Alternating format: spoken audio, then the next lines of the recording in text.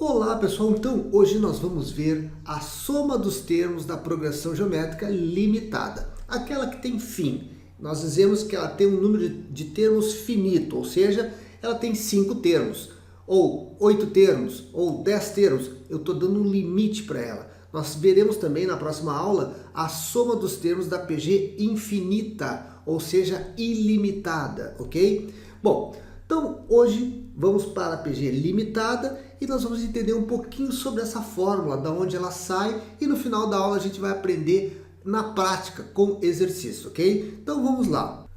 Mas antes, não se esqueça, faça inscrição no nosso canal aqui para ficar sabendo de tudo que está rolando, aulas que nós estamos colocando aqui diariamente para a sua aprovação, ok? Vamos lá.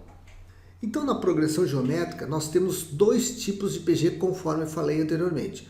A limitada, né, aquela que tem fim, e a ilimitada, que é a que nós vamos ver na próxima aula. Mas não se esqueça de unir essas duas aulas, que é extremamente importante. Vamos colocar aqui a nossa famosa PG, onde nós temos todos os termos. A soma desses termos é o A1 mais o A2 mais o A3, etc., até chegarmos no último termo, ou AN.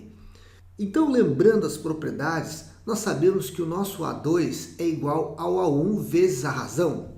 O nosso A3 é o A1 vezes a razão A2, e etc. Então agora nós vamos montar uma equaçãozinha, onde a gente só coloca aqui, em função de A1 e razão, a nossa estrutura. Então aqui, ó, nós temos o A1, que está aqui, o A2 a gente coloca A1 vezes o Q, o A3 é A1 vezes o Q ao quadrado, e assim por diante, até nós chegarmos no AN, que é A1 vezes Q na N menos 1.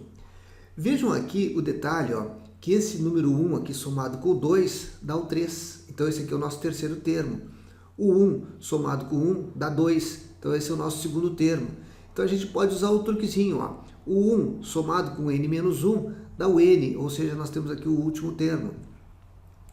Bom, dessa equação 1 nós podemos chegar numa equação 2 apenas multiplicando pela razão todos os termos, tanto do lado esquerdo quanto do lado direito. Então vamos multiplicar Sn por Q, né? E toda essa estrutura do lado direito por Q também. Então Sn vezes Q, aqui nós colocamos, ó, A1 vezes Q, aqui que era A1 vezes Q, fica A1 vezes Q ao quadrado. E assim por diante, até nós chegarmos nessa última equação, que vai dar isso aqui, ó.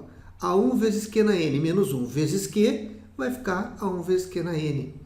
Observem que agora a gente tem duas equações. Para a gente definir ou chegar na fórmula da soma, o que a gente vai fazer?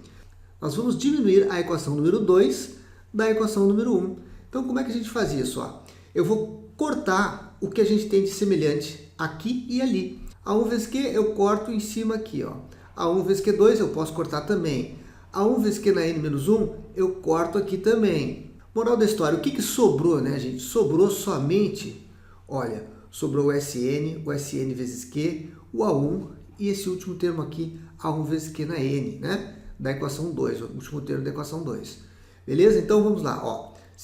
Como eu estava diminuindo essa equação dessa, eu fiquei então com essa aqui, Sn vezes Q positivo, e essa aqui negativo. Então do lado esquerdo ficou só aqueles termos com a soma. Do lado direito sobrou esse cara aqui, esse último aqui, que é A1 vezes Q na N, e esse primeiro aqui da equação número 1, que é o A1. Agora o que eu vou fazer? Vejam que eu posso colocar o Sn em evidência, da mesma forma o A1. Colocando o Sn em evidência e o A1 em evidência, eu chego nessa estrutura. Agora eu posso isolar o Sn aqui, gente, passando o Q menos 1 dividindo. E aí nós chegamos, então, na fórmula da soma dos termos de uma progressão geométrica limitada, ou seja, finita. Bem, pessoal, vocês acabaram de ver como a gente chega na formulazinha da soma da progressão geométrica limitada, ou seja, finita. Ela vai servir como base para a próxima aula, que é a PG ilimitada, ou seja, infinita. Bom, dá um trabalho, né? Chegar na fórmula. Nós não precisamos fazer isso a toda hora, mas é bom sempre ter à mão aqueles cálculos, porque se a gente esquece da fórmula, a gente sabe chegar nela, né? A fórmula é, como eu disse, ela é uma aliada e nós precisamos sabê-la. Entender, decorar a fórmula é importante, né? Mas entender também é importante. Então, decorar e entender é fundamental. Decorar a fórmula porque ela vai agilizar o nosso trabalho na hora de fazer uma questão rapidamente. Mas se a gente esquece, a gente sabe chegar nela. Bom, agora nós vamos colocar isso na prática. Bom, vamos lá. A soma dos termos da progressão geométrica 7, 14, 28, 3.584 é... Bem, nós temos aqui o primeiro termo, que é 7, nós temos o segundo termo, que é 14, o último termo, que é 3.584 da PG. Por que é uma progressão geométrica? Porque 14 dividido por 7 dá 2, então a nossa razão é 2. 28 dividido por 14 também é 2. Gente, para saber a soma dos termos, nós precisamos do A1, que é esse cara aqui que nós temos, nós precisamos da razão, que também nós temos, que é 2, mas nós precisamos do número de termos, que nós não temos aqui. Então, o que a gente precisa fazer? A gente precisa ir para a fórmula do termo geral e calcular aqui o N, tá? Porque a gente tem o AN, que é 3.584, o A1, que é 7, que é o primeiro termo, a razão é 2 elevado a N menos 1. Aqui nós vamos ter uma exponencial. É evidente que 3.584 é divisível por 7.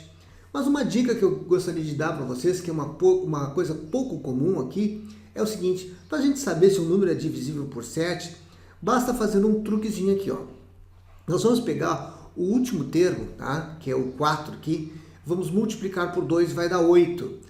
E nós vamos diminuir do valor das suas dezenas aqui, ó.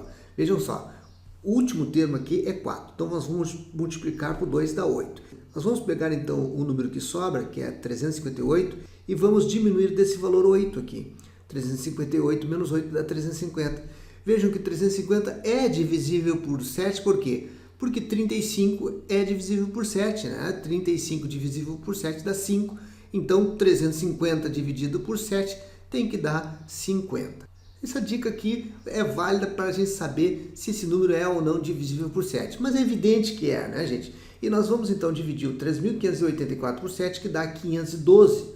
Fatorando 512 dá 2 na 9. Então agora nós temos uma base 2 do lado direito e do lado esquerdo onde nós vamos cortar. Então, ao cortar nós vamos ter que 9 é igual a n menos 1, ou seja, menos 1 passa para o lado direito, nós vamos ter lá o n igual a 10. Agora nós vamos para a fórmula da soma, que é o que a gente quer, onde a gente tem o A1, que é 7, a razão, que é 2, e o n que a gente acabou de calcular, que é 10. Então nós temos ali 7 vezes 2 na 10 menos 1 dividido por 2 menos 1. Gente, 2 na 10 é 1024, né? 1024 menos 1 dá 1023. Aqui é 1, né? 2 menos 1 dá 1. Então 1 é o elemento neutro na divisão, então a gente não vai nem colocar mais nada aqui embaixo. Então fica 7 vezes 1023, que dá 7.161. Bom, nós acabamos de ver como funciona a soma dos termos de uma progressão geométrica finita, ou seja, limitada. Bem, na próxima aula nós vamos entender como funciona a soma dos termos de uma PG infinita, ou seja, ilimitada. E para isso a gente precisa ter uma PG decrescente, porque crescente é evidente que a soma vai ser infinito, né? Então, a próxima aula, fiquem atentos, porque precisa estar conectado com essa para poder resolver toda e qualquer questão de soma dos termos de PG, tá bom? Então, até lá! Mas não se esqueça de fazer inscrição no nosso canal.